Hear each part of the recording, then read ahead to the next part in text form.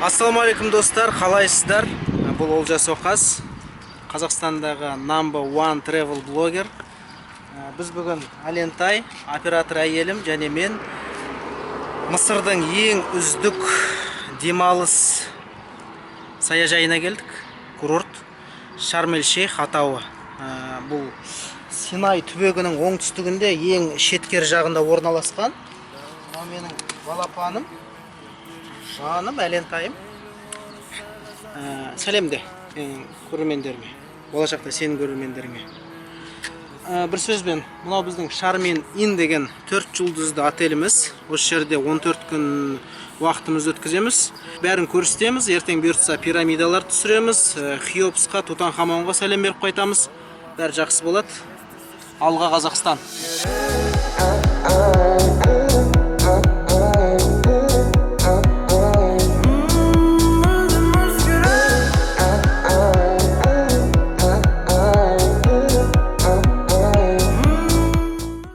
Өз нөмірімізге кірдік. Ресепшндегі жігіт бізге жақсы нөмір берді. Екінші қабаттан 342 бөлме деген көрсетейін. Мінекей мынау кіретін есік. Мына жерде бізде жуынатын, шайынатын бөлме. Ал мынау негізгі бөлменің өзі. Мінекей мынау төсек, қосымша төсек. Мынау бір диван, теледидар істеп тұр. Арабша каналдар, араб тілінде көрсететін. Қосымша заттарымыз қойып қойдық. Мінекей мынандай әдемі көрілім біздің бөлмемізден бассейнге тамаша вью ашылып тұр. Әдемі.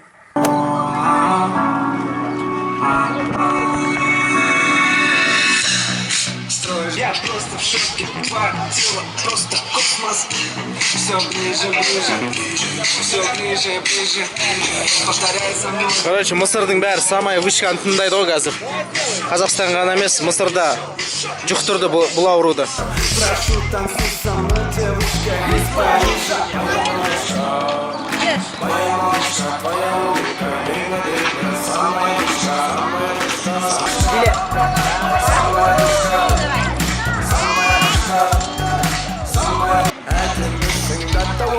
Көзім тоймайды, кім болса да все равно, сендей болмайды. Алеш, қара! Опа! Сендей болмайды. Моя малышка, твоя улыбка, ең әдемі, самая душка, самая душка, Самая душка. Мен түсіресің, Алеш? моя малышка, твоя улыбка, ең әдемі, самая душка, самая душка, самая душка. Палец убери вот так. Ага, молодец. Самая душка. Мама екен. Арқам бәрі қызарып тұр. Температура 40 градус табады. Өте ыстық. Так что солай. Қазір тамақ жейміз. Тамаққа барып, түскі асқа не беретінін көрсетемін. Асханаға түстік. Бұл жерде барлық келушілерге тамақ береді. Бір тәреңкені аламыз да, өзімізге қажетті нәрсені аламыз. Күнде міндетті түрде бұл жерде күріш болады. Сосын арабтардың өздері горохтардың түрін жақсы көреді ғой. Әйтеуір неше түрлі горохтарды салып қояды. Бәрі жасыл горох. Мынау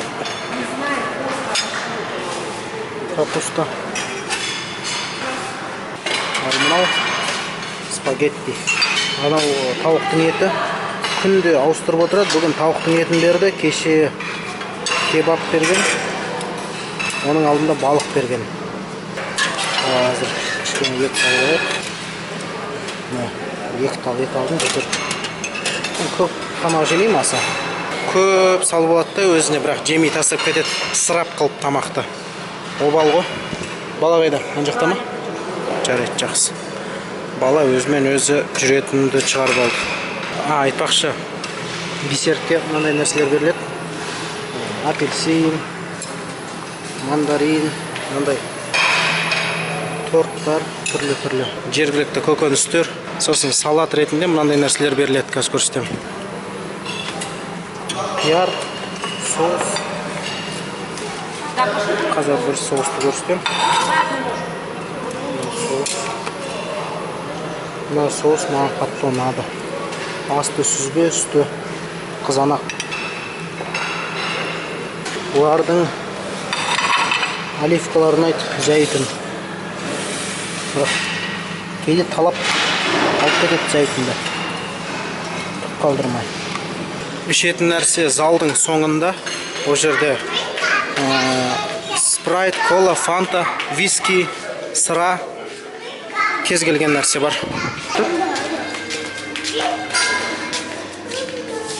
Алентай бергер. Тұр мен.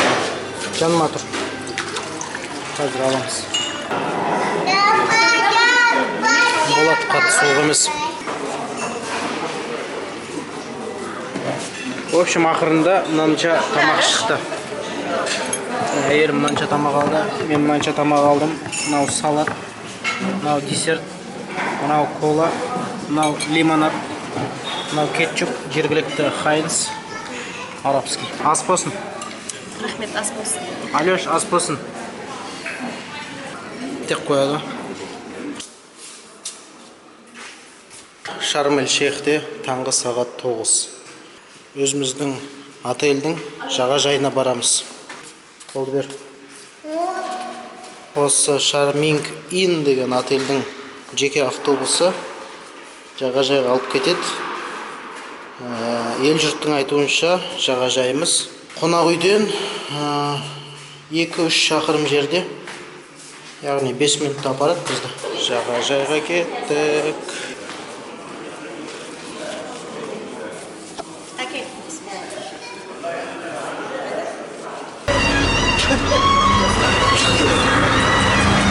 Жаңа ғана біз автобусқа отырдық.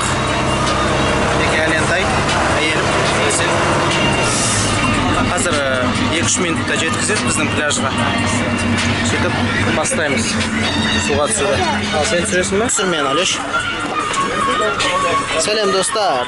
Біз бүгін суға түсеміз.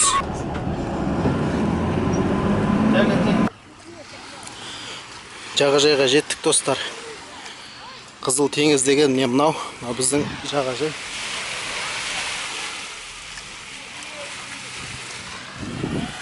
Біздің қонақ үйіміздің жеке жағажайы ғой. Бұлай болады, сапасы орташа. Кішкене аздаған қоқыстар бар жерде. Көп емес енді. Болады.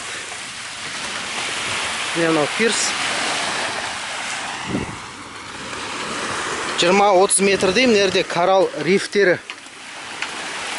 Екі шеті көгілдір болып тұр ғой. Сол коралл кәдімгі. Бұл да бір тірі организм сияқты ғой. Астында балықтардың мекен жайы, үйлері. Ана жерде нақты белгіленген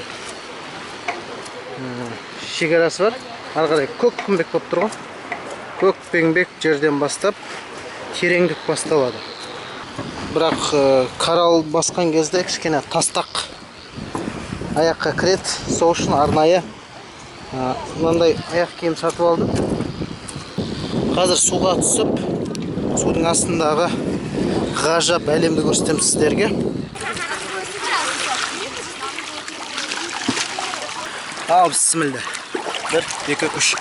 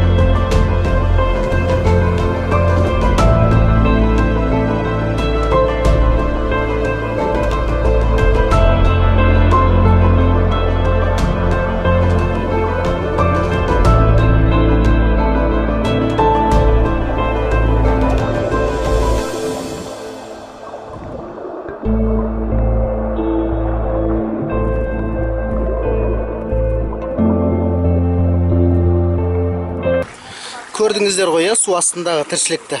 Тамаша. Қатты қызған жоқ әлі күн. Себебі таңғы 10, қазір жергілікті уақытпен. Таңғы 10, 12, 1-ге таман 40-42 градус болады. Мамыр айында сондай ауа температурасы. Негізі ең ыстық кезі шілде мен тамыз. Ол кезде 45-50 градусқа дейін ауа температурасы көтеріледі екен.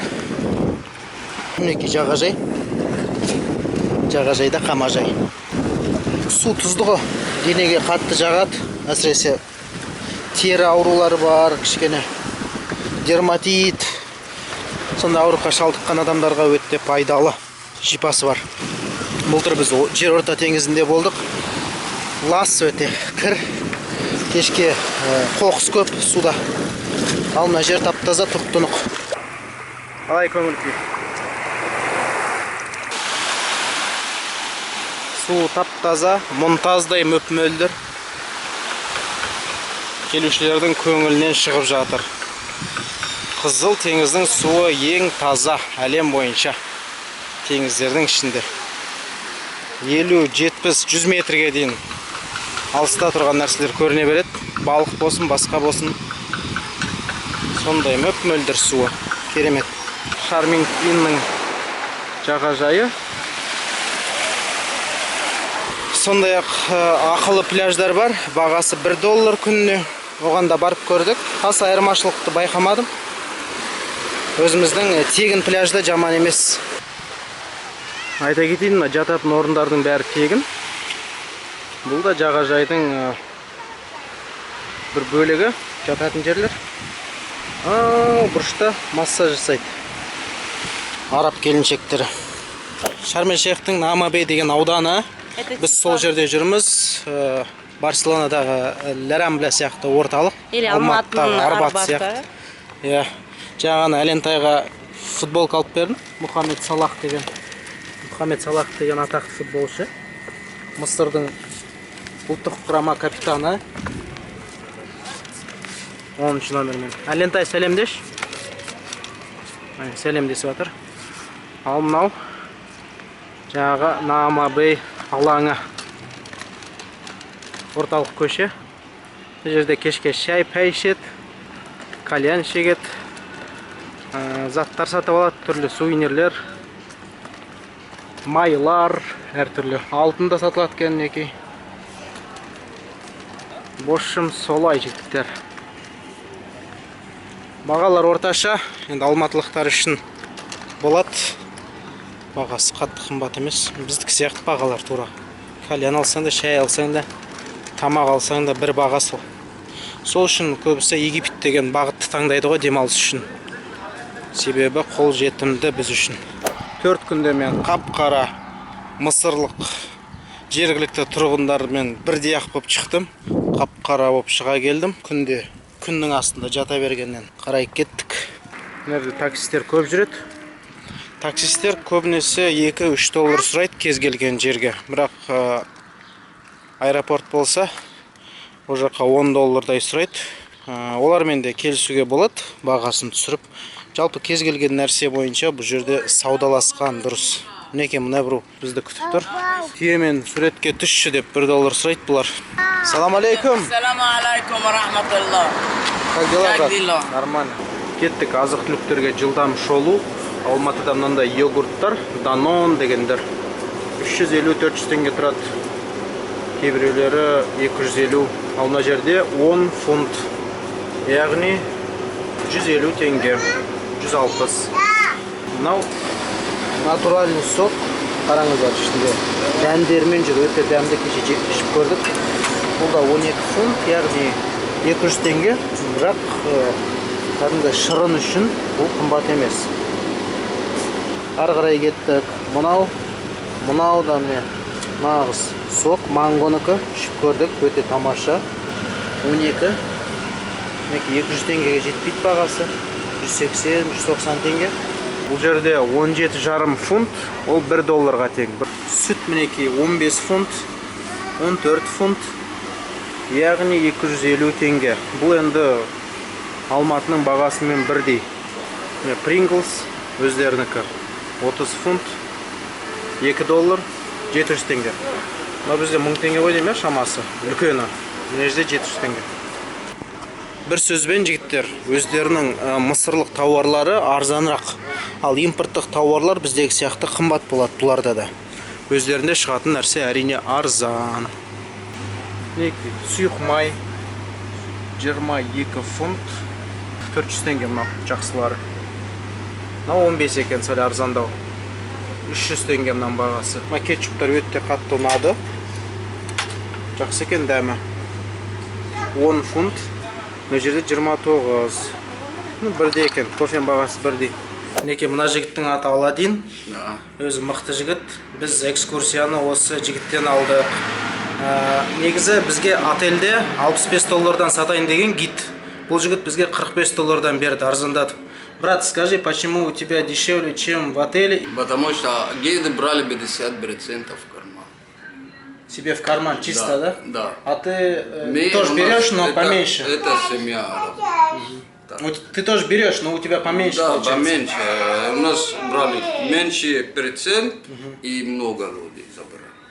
Давай расскажи, что у тебя есть? Каир, Каир, Иерусалим, Иерусалим. каньон, дайвинг, квадроцикл, все у нас. мінекей мына қазақ қызы квадроциклмен қыдырған екен Мысырда, демалып қайтты. Бізде мінекей осы жерден алдық экскурсияны. Арзанырақ шықты отельден қарағанда. Приезжай ко мне, Аладдин, самая хорошая цена отдаю. Скидка сделаешь? Большой скидка казах. Айтпақшы, бұл жердің аты Гена Гена Шубрашка, только Шубрашка. ради басым марки. Гена Шубрашка аты. Жаңа ғана Мысырдың ұлттық музейіне бардық. Тутанхамон Эхнатоновичке сәлем беріп қайттық саркофагтарына. Сөйтіп енді Нілде отырмыз, Ніл өзенінде. Ніл өзені қараңыздар. Адам басына 10 доллардан қымбатырақ. Ніл кішкене кір. Жалпы мысырлықтар Раньше была Африка, нет. мысырлықтар жалпы тазалыққа жаны құмар емес екен. Есть, но на юг, в Асуан. Кір. Когда они снимались в Палестине, плотине, Шашлык жатат, да. 1963 على حجري بتشرب أسود وعبكش تجري عشقت من غير سبب عرفتني من صعبة من حب مين ادعى اوعى بلاش تجري دار الله ولا تجعل Мінекей достар, біз Каирдің орталығынан батыс жағына орналасқан Гиза деген ауданына жетіп қалдық. Әне Хеопс пирамидасы, мен мұнда алап тұр. Жол деген бытшыт. Қазақстанның ауылдарында тура осындай жол. Ал Каирдің шеттері аудандарында да Қазақстанның ауылдарындағыдай бытшыт деген жолдар. Тазалыққа мән бермейді мұндағы тұрғындар. Қоқысты бәрін далада лақтырып жүре береді. Обал әрине, сондай мәдени мұраның жанында өмір сүріп жатып, тазалықты сақтамаған ұят нәрсе. Бірақ соған қарамастан туристер ағылып жатыр, мінекей жол кішкене түзелді. Әне пирамидалар алыстан көрініп тұр.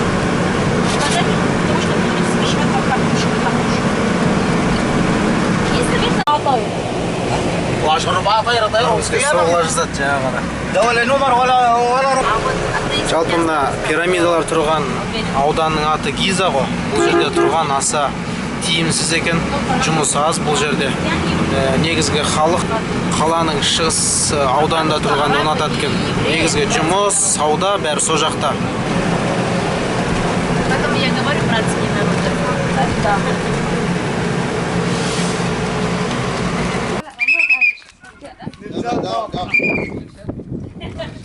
Достар, пирамида комплексіне кірдік. Мен артында Хеопс пирамидасы. Панорама ашылды. Кеопс пирамидасы. Мынау оның Его сына, его внука. ұлыныкі. Мынау немересі. Мынау өзінің қабірі ғой. И его тоже. Мынау туыстары, кішігірім пирамидалар. Біздің обалар сияқты.